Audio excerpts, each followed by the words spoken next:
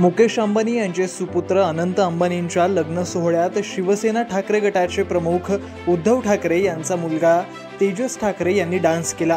हा video viral झाल्यानंतर भाजपच्या वतीनं ठाकरे गटावर जोरदार टीका केली जाते।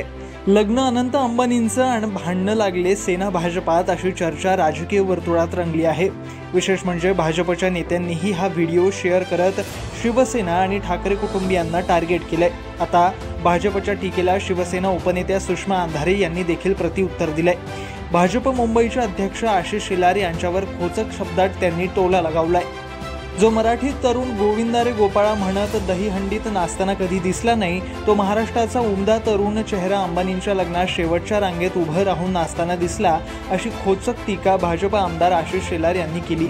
भाजपच्या टीकेला शिवसेना समर्थकांनीही अमृता फडणवीसांचं नाव घेत प्रतिहल्ला केला होता। आता सुषमा अंधारे यांनीही ट्विट करून अमृता वहिनींचं नाव घेतलंय। तसंच आशिष शेलार यांच्यावर तिखट शब्दात खोचक टीका देखील केली आहे।